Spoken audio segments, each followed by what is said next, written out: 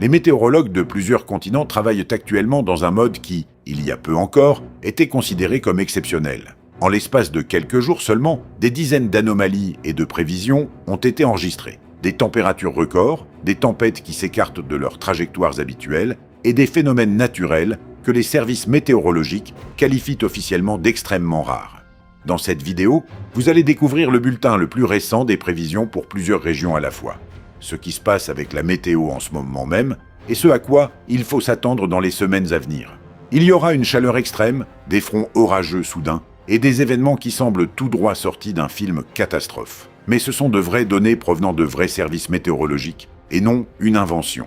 Nous avons volontairement rassemblé les toutes dernières mises à jour, car la situation évolue littéralement chaque jour et elle est vraiment préoccupante. L'Europe vit de nouveau sur deux fronts à la fois.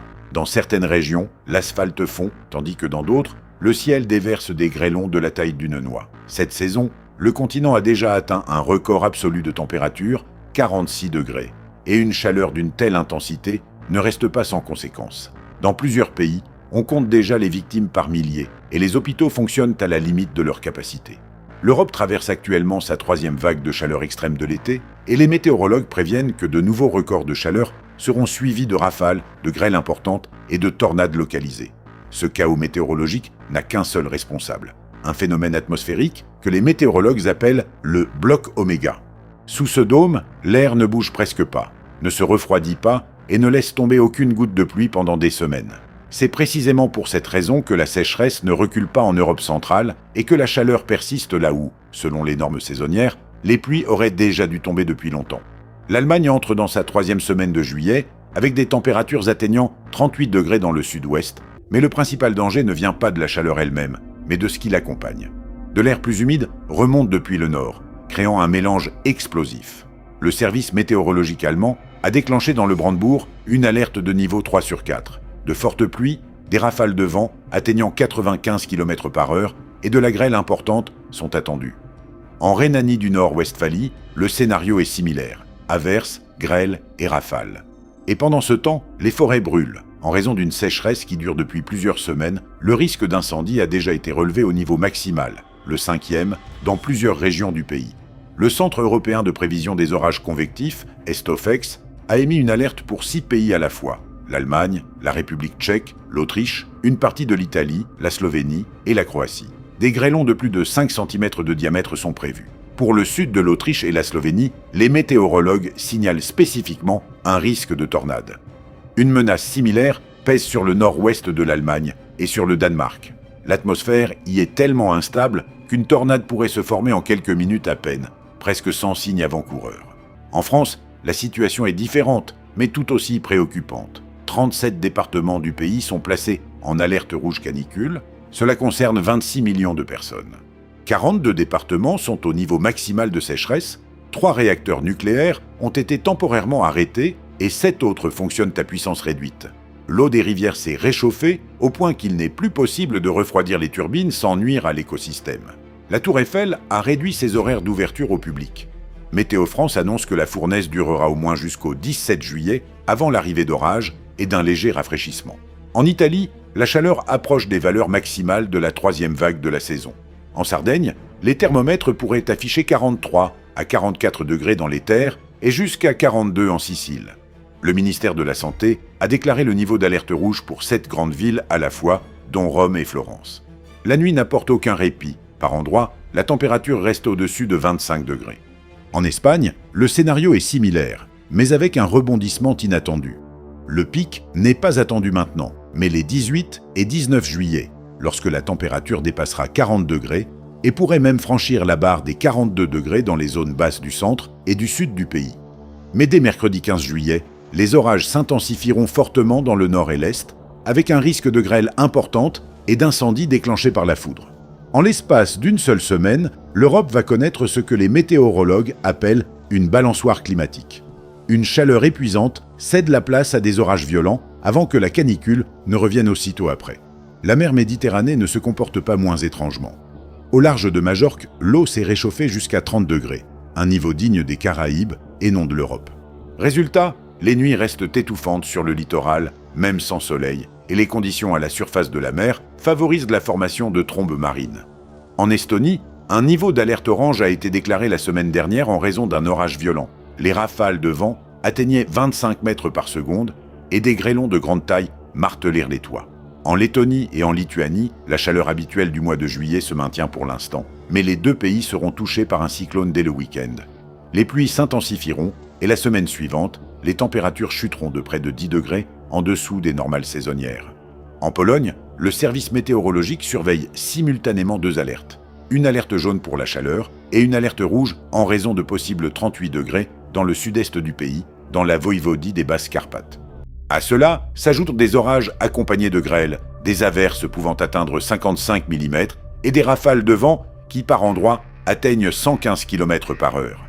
La Hongrie sort actuellement de sa longue vague de chaleur. Selon un scénario classique, la canicule est interrompue par de puissants orages accompagnés de pluie et de vents en rafale, et la température peut chuter de 10 degrés en une seule journée. Les météorologues tchèques ont quant à eux émis une alerte double, chose rare, à la fois pour une chaleur tropicale et pour de très violents orages, en y ajoutant un risque d'incendie de forêt, de sorte qu'une seule et même semaine menace le pays de 3 types de dangers à la fois. Au Bélarus, l'arrivée de cyclones, avec des rafales atteignant 20 mètres par seconde, est attendue ce week-end, et le ministère des situations d'urgence du pays met en garde à la fois contre des inondations, des pannes d'infrastructures et des incendies. En Ukraine, la chaleur recule temporairement en raison de fronts atmosphériques, mais elle reviendra avec une force renouvelée dès le 16 juillet. Du 17 au 20 juillet, les thermomètres du sud afficheront jusqu'à 36 degrés, tandis que les averses orageuses dans l'ouest du pays s'accompagneront de rafales de 15 à 20 mètres par seconde. Et tout cela n'est encore que la partie visible de la situation. Les modèles du Centre européen pour les prévisions météorologiques à moyen terme indiquent la formation d'une nouvelle vague de chaleur encore plus intense dès les prochains jours. Selon les calculs, le pic se situera entre le 20 et le 25 juillet. Dans la péninsule ibérique et le sud-ouest de la France, les thermomètres pourraient approcher les 47 degrés. À Paris, on ne peut exclure près de 40 degrés. En Allemagne, jusqu'à 38 ou 40 degrés. Et tout indique qu'il ne s'agit pas d'un épisode isolé. Les modèles saisonniers de l'Agence américaine d'observation océanique et atmosphérique et du Centre européen montrent simultanément une probabilité accrue de précipitations abondantes dans le sud-ouest de l'Europe, y compris en Italie, et ce, jusqu'en septembre. Autrement dit, chaque nouvelle vague de chaleur des prochains mois ne s'achèvera pas par un déclin progressif, mais par un puissant front orageux. C'est désormais un schéma stable pour toute la saison, et non plus une exception. Mais il y a un détail vraiment inhabituel. Selon les météorologues espagnols, 2 dômes de chaleur pourraient se former simultanément au-dessus de l'Europe, l'un au nord du continent, l'autre au sud-ouest.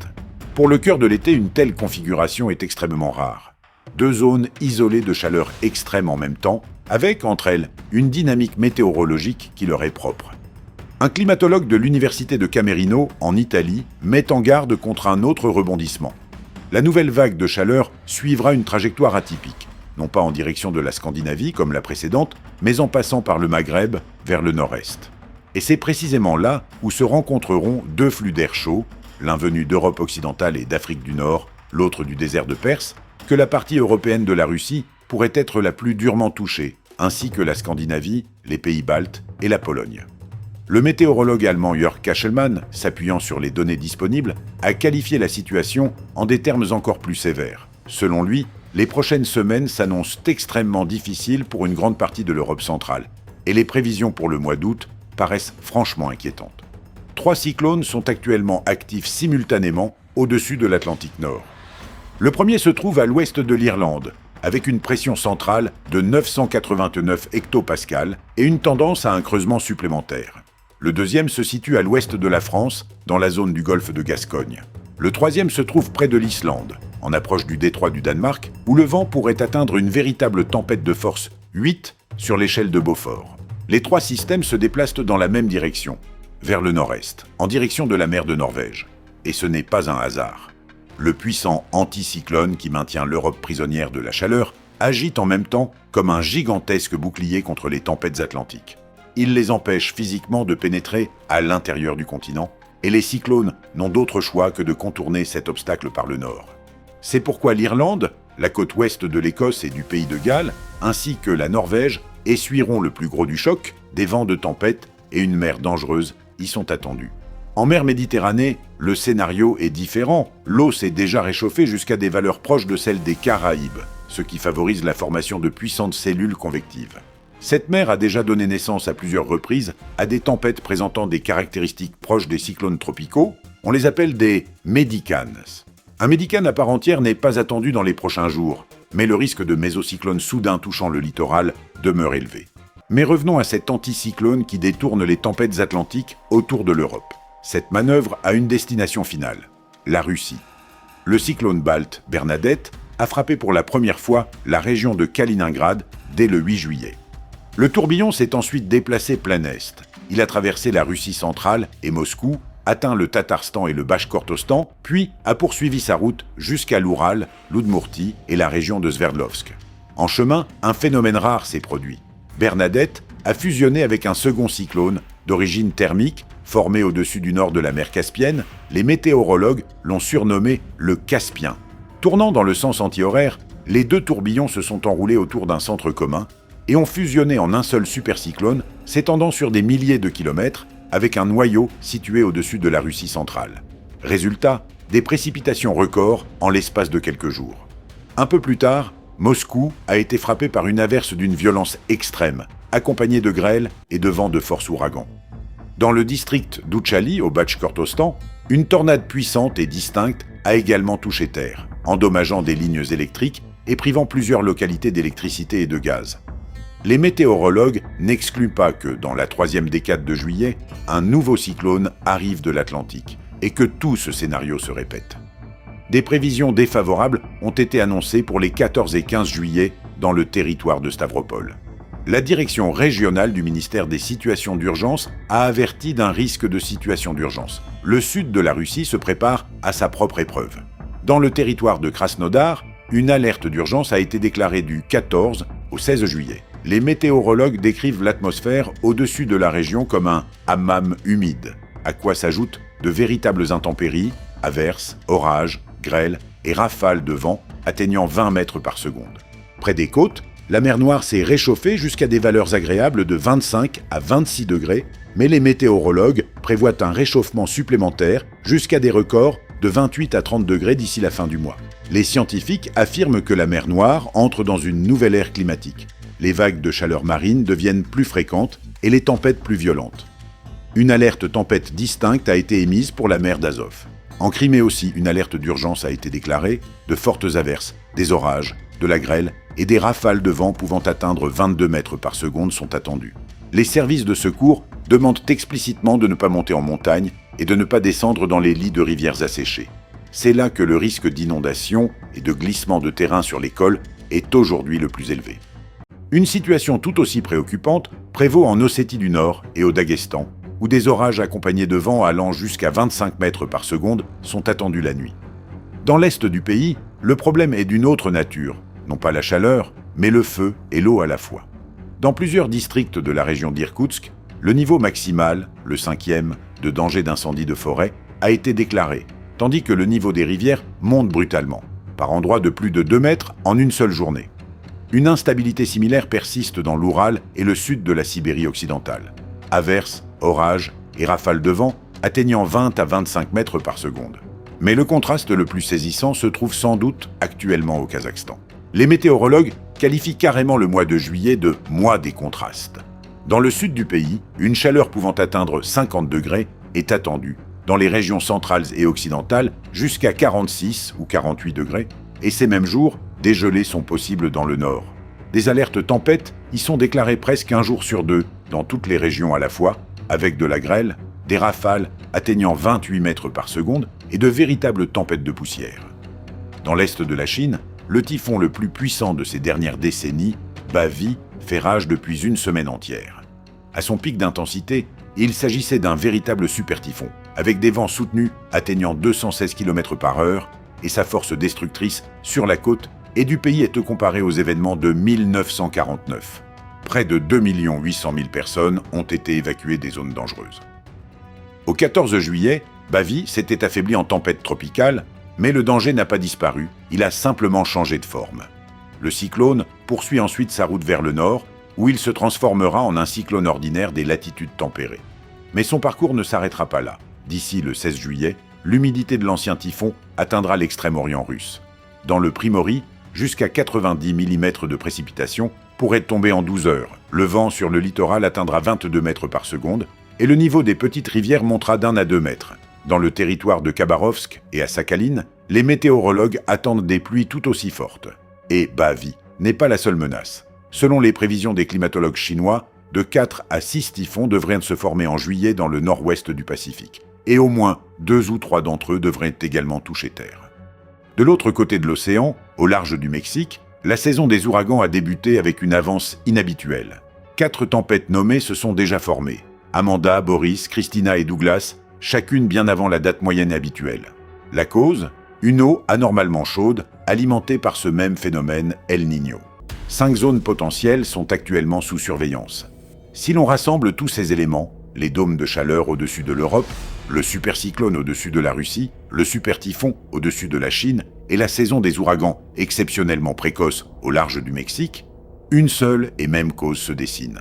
El Niño, d'une intensité inédite depuis 30 ans, redessine simultanément le climat sur plusieurs continents. Là où l'on connaissait autrefois un juillet ordinaire, la chaleur bat désormais des records historiques, ou bien l'équivalent d'un mois entier de précipitations tombe en un seul week-end. Et à en juger par les prévisions des météorologues de tous les pays, les prochaines semaines s'annoncent loin d'être les plus calmes pour la planète. Nous continuons à analyser la situation. En attendant, vous pouvez également regarder d'autres vidéos sur notre chaîne YouTube consacrée aux risques naturels.